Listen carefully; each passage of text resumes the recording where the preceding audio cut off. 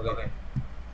Oke, baik. Assalamualaikum warahmatullahi wabarakatuh. Perkenalkan kami dari kelompok yang ingin mempresentasikan terkait aplikasi tiketing berbasis Flutter. Bisa dibilang kami kalau di sini pemanggilan aplikasi ini kami adalah Nyeni dan ini adalah tugas TPM kami dan juga perkenalan terlebih dahulu. Mungkin mulai dari saya adalah di data pasti dengan 3 digit yang terakhir 145.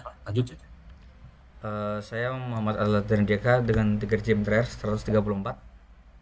Oke, kita mulai terkait black box, white box, dan juga security serta STLC-nya. Nah, ini deskripsi singkat buat aplikasinya. Nyeni itu pameran seni dan juga budaya berbasis Flutter dan Express.js. Dan juga dia memiliki beberapa fitur-fitur besarnya itu terkait LBS, terus habis itu bulk checkout itu buat pembelian secara massal, eksplorasi peta dari LBS tadi, habis itu juga ada edukasi seni dan juga di sini ada beberapa hal yang kita coba masukkan yaitu ada biometrik sidik jari dan juga ada konversi mata uang global serta ada juga konversi waktu serta ada chatbot yang bernama Bagas dengan basisnya Google Gemini AI.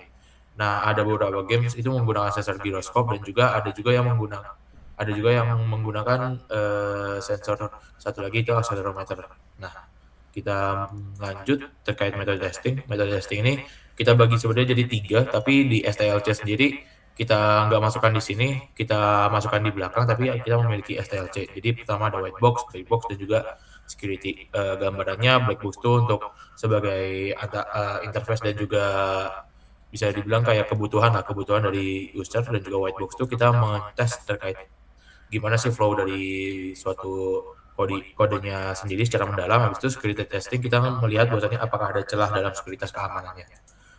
Kita mulai terkait siklus hidup juga ini pengujian STLC sendiri ada analisis kebutuhan, ada perencanaan tes, ada penyusunan test case, setup lingkungan, eksekusi pengujian dan juga evaluasi akhir. Nah, di sini kita bisa lihat requirement analis mengidentifikasi fitur-fitur dari nyeninya, test planningnya menetapkan cakupan pengujian, setelah itu ada test case design, habis itu ada test environment, terus test execution-nya dan juga test cycle closure-nya.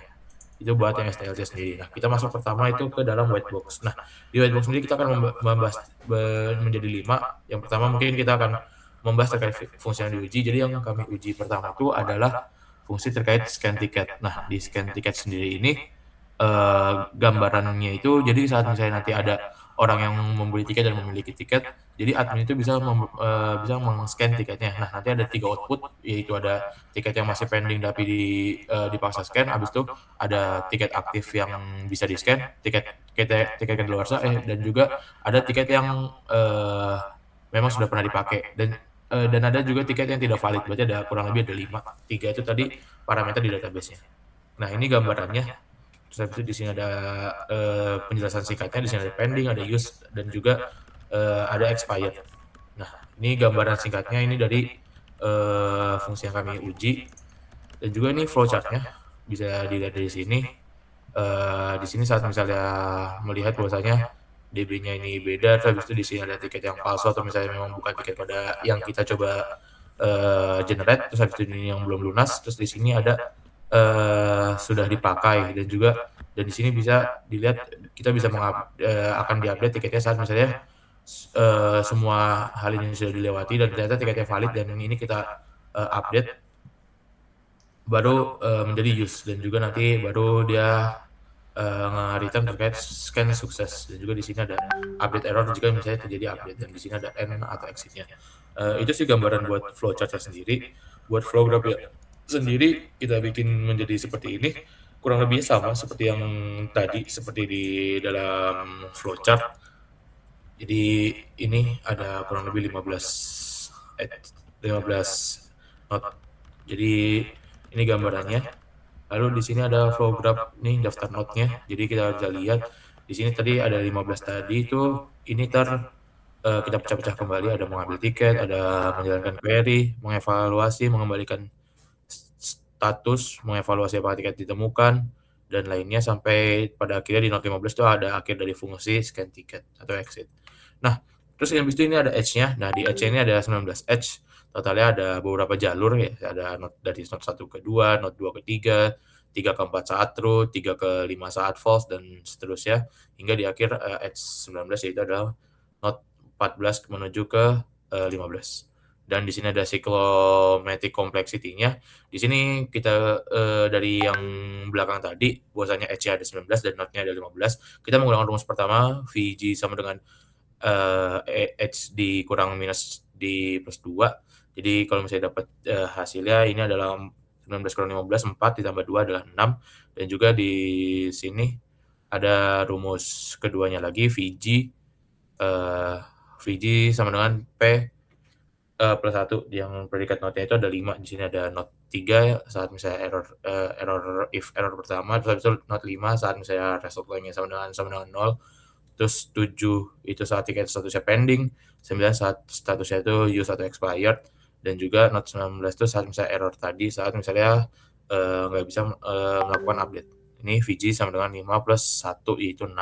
Dan ini bisa dibilang simpulannya dari cyclo complexity ini. Jadi diperlukan kurang lebih seenggaknya paling minimal itu 6 test case. Nah, di sini ada independent test path-nya, ada path 1 saat misalnya error pertama, saat tiket tidak ditemukan, saat berstatus pending, tiket berstatus use, update error, dan juga scan tiket berhasil. Ini ada path-nya sendiri. Terus habis itu lanjut lagi di test case sendiri. Ini test case itu berdasarkan dari path yang tadi sudah kita bentuk. Di sini ada hasil yang diharapkan, hasil aktual kode dan status, serta referensi unit tesnya. Dan kami gunakan di sini Jest buat otomasinya. Di sini ada path-nya dan sebagainya. Di sini terlihat semua terkait hasil aktualnya dan juga statusnya dari ke-6 path ini semuanya pas semua. Terkait kesimpulannya, dari whiteboard testing ini, fungsi scan tiket ini berhasil diuji melalui 6 jalur independen yang diperoleh dari analisis control flow graph ya atau CFG. Pengujian menunjukkan bahwa proses verifikasi tiket berjalan dengan baik dan memvalidasi keberadaan tiket, status pembayaran, serta status penggunaan tiket. Selain itu, logika percabangan pada fungsi ini mulai menangani berbagai kondisi seperti kegagalan akses basis data, tiket tidak ditemukan, tiket berstatus pending, serta tiket yang telah digunakan. Dan juga ini buat hasil cyclomatic-nya tadi, dan juga demikian bisa dilihat bahwa bisa disimpulkan bahwasanya scan tiket itu saat misalnya masuk ke dalam whitebox sendiri memenuhi kebutuhan fungsional dalam proses verifikasi tiket dan mencapai cakupan pengujian sebesar 100% terhadap jalur logika yang diidentifikasikan. Mungkin black box bisa dilanjut oleh Aksa. Maaf, oke. Selanjutnya di sini saya akan menjelaskan terkait black box, di mana di dalamnya sendiri, maaf, baik, saya lanjutkan. Di mana di dalam sendiri ada flow aplikasi, lalu ada equivalence class partitioning, lalu ada boundary value analysis, ada state transition, cause effect graphing, dan juga kesimpulan. Oke. Yang pertama di sini ada flow aplikasi, di mana aplikasi ini dimulai dengan melakukan inisialisasi Hive, yaitu database atau notifikasi, lalu dicek oleh sesi login, setelah itu ke login screen, setelah itu dia akan masuk ke main screen, di mana akan ada fitur LBS, setelah itu bisa pesan tiket, lalu bisa konsultasi dengan Bagas, lalu bisa bermain kuis juga, ada kuis dan juga giroskop, dan juga untuk bisa membeli tiket, dan juga di sisi admin itu bisa mengakses admin panel untuk mengelola acara atau istilahnya CRUD-nya dari aplikasi ini. Lalu juga mengkonfirmasi sampai menggunakan kamera HP admin untuk menandai tiket yang telah digunakan. Ini untuk flow-nya seperti itu untuk grafiknya dari start sampai end. Mungkin lanjut ke bagian equivalence class partitioning. Nah, untuk ECP ini kami terapkan untuk menguji validasi input pada fitur registrasi, akun, login, dan juga pengiriman ulasan atau feedback. Jadi yang pertama di sini yang di sebelah kanan kita mengidentifikasi untuk kelasnya, di mana yang pertama contohnya saya akan sebutkan beberapa saja. Di sini ada pertama inputnya atau full name, lalu case pertama itu berisi teks nama, dan jika invalid itu maka akan kosong seperti itu. Setelah itu di email itu juga untuk validnya yang benarnya itu sesuai dengan standar, lalu juga untuk invalidnya itu kosong atau tidak memiliki simbol at gitu, tidak ada formatnya. Setelah itu mungkin kami langsung masuk ke test case, di mana ada 11 total test case. Salah satunya seperti untuk yang registrasi sukses, dengan data valid, di mana yang diinputkan datanya itu contohnya ada Atila dan Edi, lalu dengan emailnya dengan menggunakan juga, dan juga untuk passwordnya secure123, di mana maka akan valid dan expected resultnya juga sesuai, yaitu pendaftaran sukses, data tersimpan di DB, dan mengembalikan user ID. Itu adalah salah satu dari 11 test case di ECP ini. Mungkin selanjutnya di sini langsung ke bagian nextnya. Nah, ada BVA atau Boundary Value Analysis, di mana di BVA ini dilakukan untuk menguji sistem berdasarkan nilai batas atau boundary value dari suatu input. Metode ini digunakan karena kesalahan pada aplikasi seringkali muncul pada nilai minimum, maksimum, maupun tepat di sekitar batas validasi. Nah, mungkin saya akan langsung saja mengidentifikasi dari hal yang paling krusial.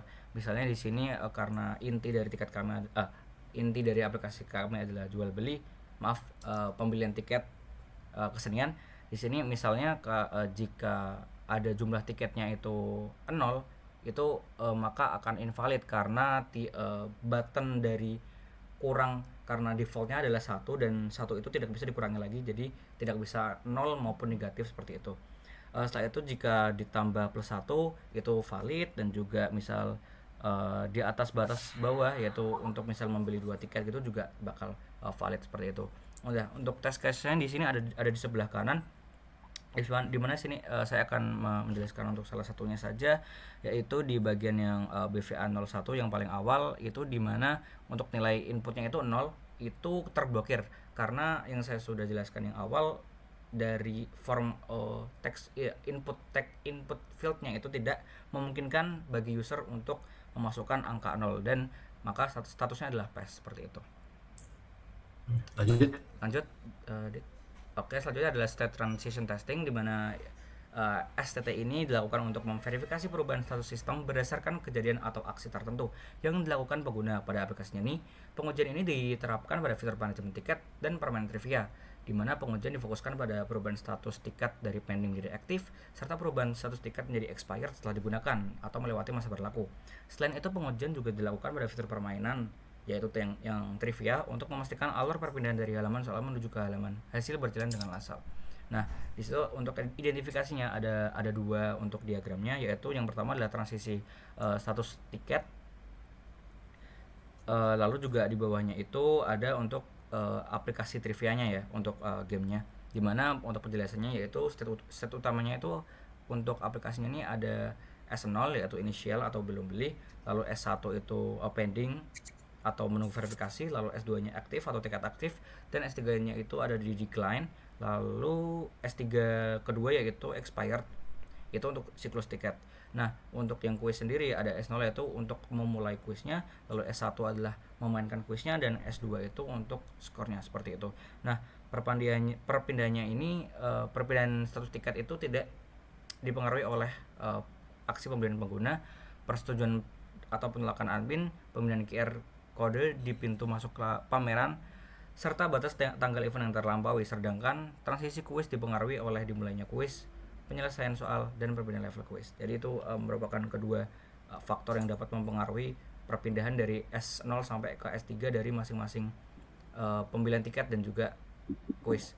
Lalu untuk test case-nya di sini salah satunya di sini ada S0, itu di mana pengguna melakukan check out tiket, lalu setelah check out maka statusnya akan menjadi pending seperti itu.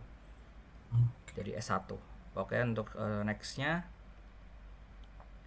mungkin oh ya, di sini ada untuk tes case-nya lagi, di mana di hasil skenario-nya ini salah satu mungkin yang bagian quiz ya, karena tadi sudah tiket, di mana ada S0 yaitu quiz, di mana user memulai untuk bermain, maka state-nya akan berubah menjadi S1 atau quiz telah dimainkan, di mana akan muncul pertanyaan pertama akan muncul seperti itu.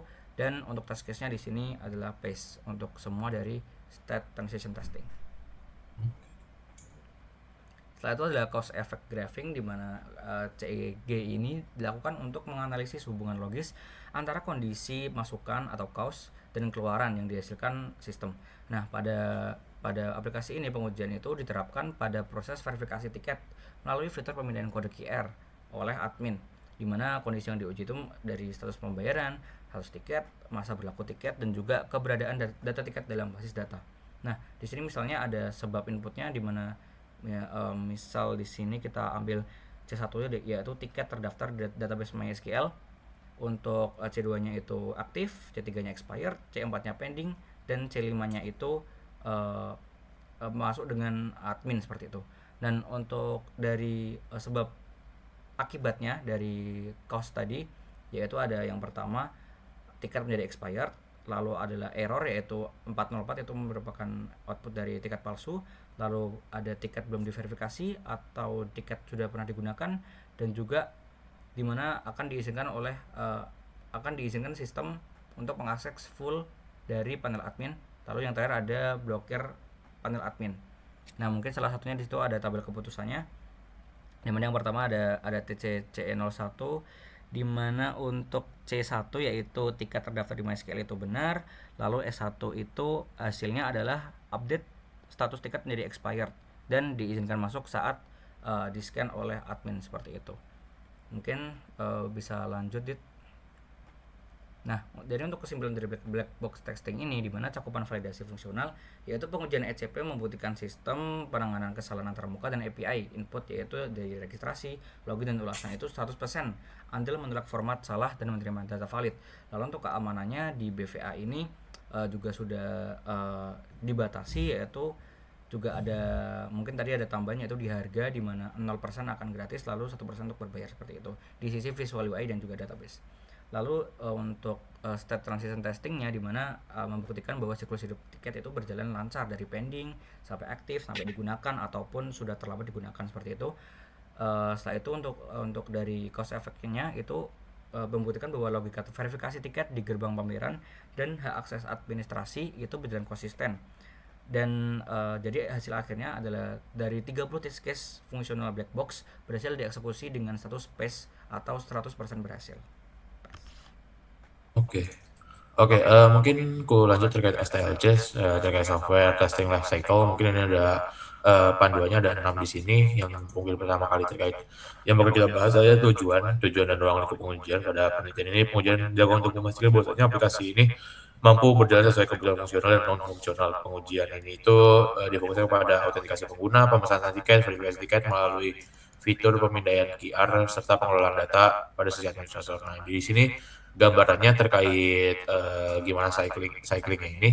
Habis itu kita lanjut ke requirement-nya itu. Nah, requirement-nya ini tahap awal dari STLC sendiri adalah requirement dan juga test planning. Nah, di sini bisa dilihat requirement yang kami pakai adalah sistem operasinya itu adalah Windows 11, prosesor ada Intel Gen 12 dengan i5 12500H, RAM-nya 16 GB, dan juga ini tools yang kami gunakan adalah Node.js dengan versi 22, Flutter dengan versi 3.41, dengan Dart di 3.11, Express di 5.21, MySQL 10.4.32, Jest di 29.7, dan juga Supertest di 6.33, dan juga AutoCannon di 8.00.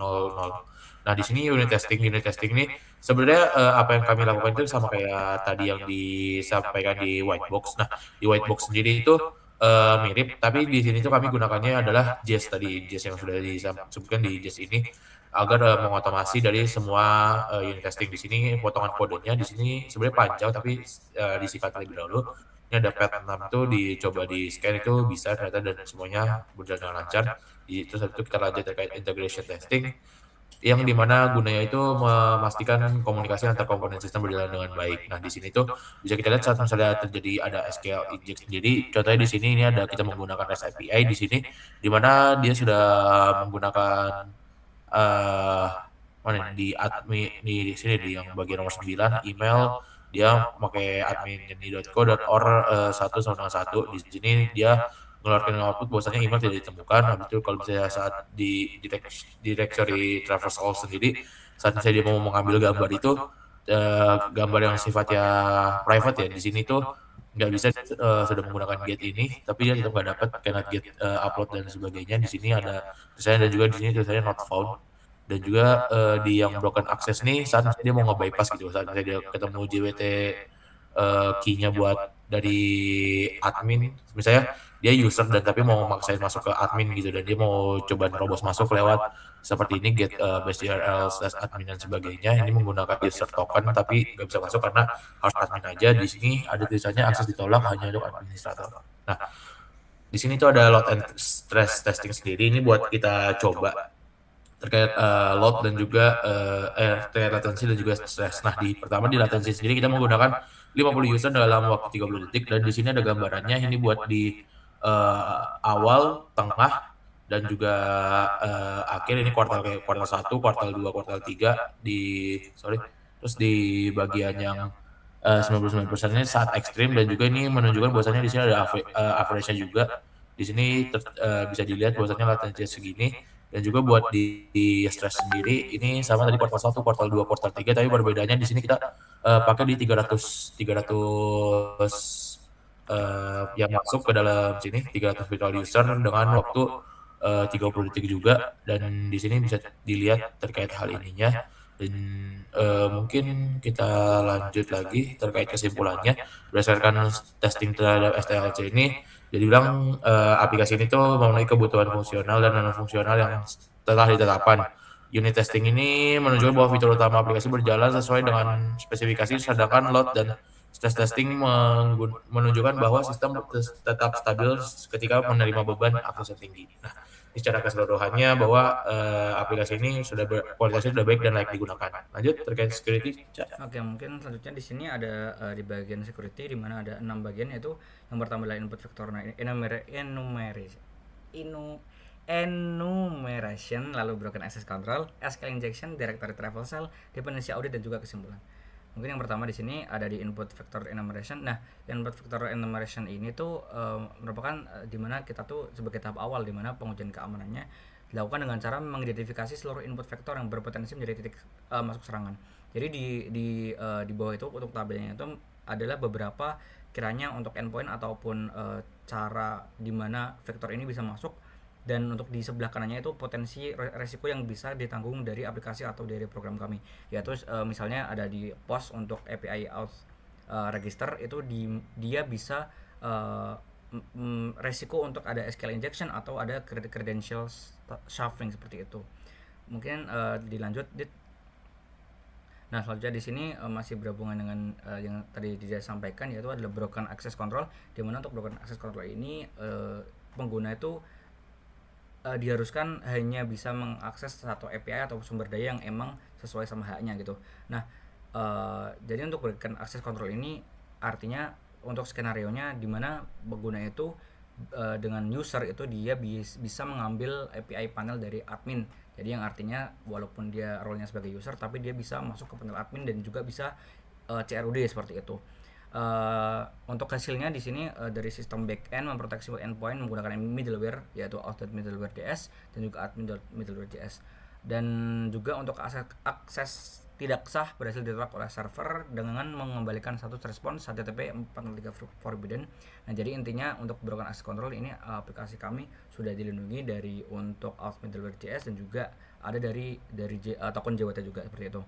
Lalu untuk SQL injection di mana akan di bagian ini pengguna untuk dari developer memastikan database sistem aman dari manipulasi instruksi SQL yang bisa masuk ke dalam input text seperti tadi yang sudah dicontohkan sebelumnya di bagian SQL, yaitu menyisipkan pilot SQL injection seperti OR 1 sama dengan 1, di mana untuk hasilnya Express.js ini tuh kan kita memakai basis datanya tuh MySQL dalam menerapkan query berparameter. Selanjutnya untuk payload berbahaya itu diproses sebagai string literal murni database dan tidak dieksekusi sebagai perintah logika SQL. Lalu maka hasilnya sistem berhasil menolak login palsu dan mengembalikan respons error username password salah secara aman. Jadi intinya untuk aplikasi kami juga aman dari SQL injector. Lalu untuk directory traversal di sini dimana memastikan pengguna tidak dapat mengakses file sistem internal di luar folder publik yang diizinkan melalui eksploitasi manipulasi jalur file. Seperti namanya, path traversal adalah masuk ke jalur yang tidak diperuntukkan untuk role dia. Jadi untuk misal skenario nya di mana dari user ini mengajukan request HTTP GET untuk mengambil file konfigurasi, misal dari folder upload atau dari folder server.js juga bisa. Dimana untuk hasilnya, untuk backendnya ini yaitu kami menggunakan Express.js itu membatasi pembacaan berkas statis yang hanya dalam cakupan direktori uploads. Lalu juga untuk pemanggilan relatif path di luar sandbox itu berhasil diblokir seperti itu. Setelah itu nextnya untuk dependency audit, dimana tujuannya mengidentifikasi dan memitigasi kerentanan keamanan pada library, di mana untuk perintahnya itu adalah npm audit. Lalu hasil awalnya terdeteksi beberapa kerentanan dependensi pustaka luar dengan solusinya yaitu dengan berhasil diperbaiki dengan cara otomatis menggunakan utilitas pembaruan. Lalu juga output terminal akhir melaporkan 0 kerentanan tersisa, yang berarti untuk dependensi audit ini telah berjalan secara lancar seperti itu. Oke, mungkin untuk nextnya untuk kesimpulannya, di mana berdasarkan pengujian yang dilakukan, aplikasinya ini berhasil mencegah beberapa serangan umum yang termasuk dalam kategori OWASP. Mekanisme otorisasi mampu membatasi akses pengguna sesuai perannya. Tapi meskipun demikian, hasil dependensi audit itu menunjukkan bahwa masih ada beberapa kerentanan lah dari pustaka pihak ketiga, sehingga pembaruan dependensi secara berkala perlu dilakukan. Nah, jadi untuk rangkuman dari semuanya, yaitu dari white box, black box, STLC dari security, dimana untuk semuanya itu aplikasinya ini telah memenuhi ya aspek kualitas perangkat lunak dari sisi fungsionalitas, kode, performa, dan keamanan. Lalu untuk pengujian white box sendiri itu menggunakan basis path testing dari fungsi scan tiket, itu juga dari siklomatik kompleksinya dapat 6 yang sama dengan 6 jalur independen.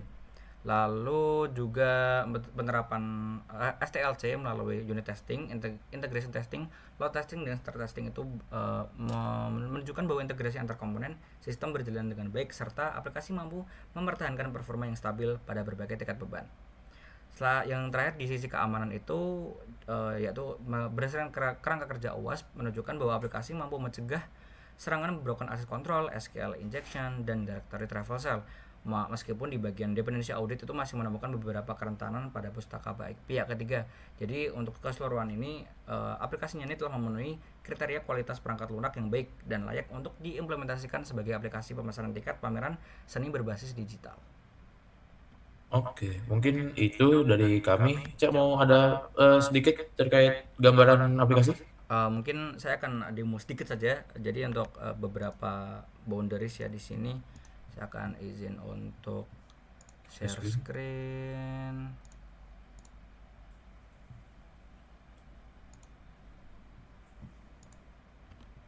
Belum kelihatan ya. Belum. Bisa? Visor, nah ini. Oke. Oke, di sini saya akan mempraktikkan untuk testing saja di sini untuk batasan, yaitu di awal kita akan coba untuk register saja. Nah, di register ini di sini misal kita nggak masukin apa-apa nih, kita nggak masukin apa, password juga nggak masukin. Nah, maka dia akan untuk muncul ya dari error handlingnya, yaitu username wajib diisi, email wajib diisi, password wajib diisi, dan juga untuk konfirmasi password. Nah, lalu itu untuk register, di mana register juga misal di sini kita emailnya hanya seperti ini, itu dia akan membaca bahwa format email tidak valid, jadi harus ada untuk add-nya. Berarti lalu ya masuk ke dalam aplikasi, kita akan coba masuk langsung aja ya. Nah, coba buat Masan tadi yang -1 itu yang nggak bisa, yang coba salah satu. Nah, itu kalau misalnya kita pencet tuh dia di bagian pojok kiri itu sebenarnya bisa buat menambah atau mengurangi, tapi karena kita nge-set itu di defaultnya cuma 1 dan nggak bisa turun lagi, jadi saat 1 itu dia nggak bisa melakukan pembayaran dan sebagainya, nggak bisa dilakukan penurunan lagi. Yang tombol minus itu nggak bisa dipencet.